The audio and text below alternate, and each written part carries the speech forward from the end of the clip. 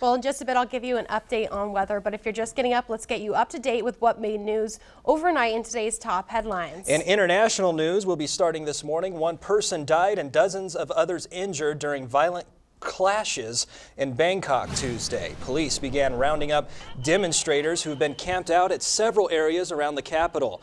Officers fired tear gas and used batons on the crowds. Gunshots could be heard, but it wasn't clear who was firing.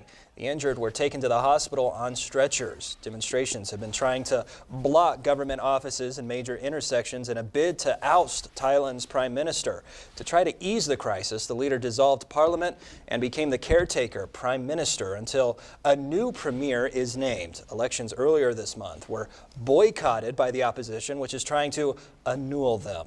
And in news from across the country, 6 people were hurt in a massive pileup spanning about 4 miles on Interstate 94 in Paw Paw, Michigan, Monday evening. Van Buren County officials say approximately 40 vehicles were involved in the wreck, and about 25 of those are semi-trucks. Officials say the crash started with a jackknife semi-truck, then another semi-truck hit the first one, and more vehicles crashed behind them. Drivers say there were whiteout conditions at the time of the crash, while officials say people were likely driving too fast for the conditions. And back home here now in the Magic City, almost 6 months after the old federal courthouse was purchased, we are finally getting a better idea of how the building will be used. The asbestos-ridden Batten building was purchased for $3,275,000 on an online website. And Colorado Tire Corporation officials are here in the Magic City, and they say they plan to lease the space for offices, businesses, and professional firms,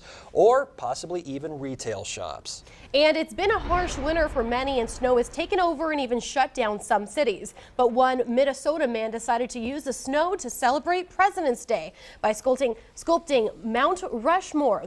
This work of art, Mount Snowmore, was created by David Holmes, who says he enjoys working out in the snow. He says he enjoys the challenging conditions because the winter's been so cold that snow was too dry to work with. And I just think that's so awesome that it's a really decent size too, and you could see right there on that last piece of video, it was almost as tall as his house. Very cool. When I first heard about it, I thought it was, just like, snowman type. Yeah, look at that. There it is. That is remarkable. That is huge, and it's actually a very accurate resemblance too to the actual thing. He could probably charge people to come by and take a look at that as well. Looks very good. Awesome stuff. Well, a spokesperson now for United Airlines, they say that turbulence on a flight to Billings caused injuries to 3 crew members and a number of passengers on board yesterday. The spokesperson says Flight 1676, a 737 aircraft with 114 passengers and 5 crew members flying Monday from Denver to Billings, encountered severe turbulence during its descent into the Magic City. According to the FAA, the plane was able to land safely without any problems. United says 3 flight attendants and 2 passengers went to the hospital, and all but 1 flight attendant have been released. The company says a flight safety team will investigate the incident. As soon as we get word on the condition of the flight attendant who remains hospitalized, we'll bring you that information. A school bus full of children was involved in a wreck Monday afternoon. Montana Highway Patrol says around 4:30, a white pickup going east on Highway 312 was turning onto a private drive when it hit the school bus head on. Another pickup going eastbound became involved in the accident. Troopers say no one was seriously hurt in the wreck. Some bumps and bruises are all. We're still trying to follow up with some of the kids that left before we got here. Highway 312 near Berry Drive was closed for a while because of the wreck, but has since reopened. Highway Patrol also says an alcohol was not a factor, but inattentive driving was. Absolutely, and it looked like a horrible wreck. Thankfully, nobody was pretty seriously scary. injured in that. That's right. Yeah, well, very now, thankful. With better news today, that those Olympic Games, they're still ongoing, and it's time for our checkup. First update this morning with Mr. Scott Beadle. Scott, good morning to you, sir. Good morning. Day 11 begins in Sochi with 7 gold medals up for grabs. Team USA near the top of the middle standings, but they'll need another big day to stay there. Jay Gray is in Sochi with a look at the day ahead. Today, America's most decorated female alpine skier will share the mountain with the future for Team USA. Julia Mancuso is looking for her second medal of these games in the giant slalom, as 18-year-old Michaela Schifrin makes her first ever Olympic run. I am really psyched to race, and I've been here before in my head for sure. So to everybody, it's my first Olympics, but to me, it's my thousandth. So strong at As the women's bobsled team takes the track, they'll be looking to extend their winning streak. An American sled has medaled in every Olympics competition since the event's debut in 2002. After carrying the flag to lead Team USA in the opening ceremony, Todd Lodwick now tries to lead the U.S. Nordic combined team to a medal.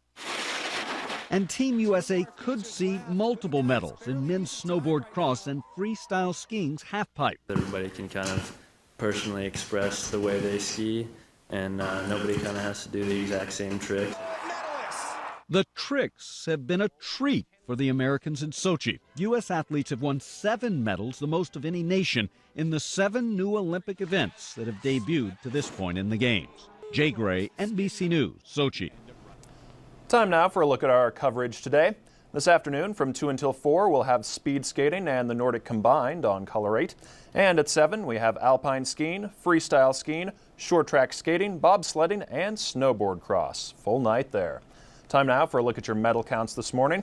Russia and the United States each have a total of 19 medals and 5 golds there. The Netherlands coming in 3rd with a total of 17 medals, and Norway is in 4th right now with a total of 15. For now, let's send it back to you. Thank you very much, Scott. Let's take a quick look at what we're expecting for weather today.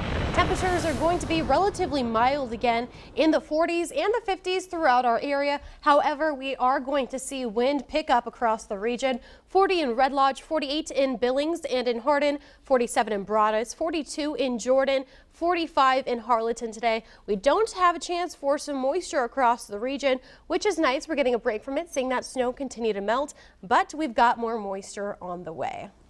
And are the winds the contributing factor here and helping keep those temperatures up? The winds definitely help to keep those temperatures warmer, but we're seeing those winds really throughout the area as well. Well, I feel like that as long as the winds are going to be that heavy, but they're helping us get closer to that 50-degree mark, it's not quite as uncomfortable. Yeah, they're very strong, though, which also could be very dangerous for people driving along I-90 as well. Sure, absolutely. Thanks a lot, Catherine. Well, there's still a lot more to talk about with the Olympics. It's been quite the game so far this year, and for that, we're going to go over to Katie Owen for your first wake-up call today. And if you're a dog lover, Katie, what do you got to tell us? You're right. Well, if you're a dog lover, Kyle, one of those topics are the dogs without homes. USA Olympic free skier Gus Kenworthy posted this photo on his Twitter account. He's from Telluride, so cute, and Telluride, Colorado, and has a huge heart for the pups. Even though he's taking home a silver medal, he hopes to bring back some adorable new friends. His flight was supposed to leave Monday, but he decided to stay longer because he's planning to bring back 5 dogs home. Now, this is the photo of the puppies, They look like and little German since then, shepherds. he's decided to take back the mom home as well. But he's not alone. USA bobsledder Lolo Jones feels the same way because she tweeted this out whenever she was sick, and this is what she said. Been in the quarantine room in Olympic Village. Single room was nice, but wish I had one of those stray dogs to keep me company. Now, this is such a cute video. I mean, that's such a cute story. And this right here, this is trending all over the internet. It's a YouTube Hall of Famer, and he usually gets between 9 to 10 million views on his YouTube videos. And this is his latest one. He just uploaded Friday. Right now, it's at 4 million hits. But just check this out. His name's Casey Neistat. You've probably heard of him, but he creates viral videos. And he started on the streets of New York, and look at him. This is streets. There are cars behind him, he's jumping. I know he said he's a snowboarder, but that is what's trending today. No wonder he is already at 4 million. I mean, 4 million views since Friday. Can you imagine It's pretty impressive. seeing that in the streets of New York? That is incredible. I mean, that would be hard to do here. That is pretty remarkable. Much less in the traffic of New York. That's pretty cool stuff. Very cool. I hope he gets to those 9 million hits. Well, thank you very much, Katie. Coming up next, are you getting ready to book your spring vacations? Listen up, because we've got the cheapest days of the year to fly. And do you have an emergency savings? Well, a new study reveals how many of us do and how many of us even have credit card debt instead. To hear more, stay with us.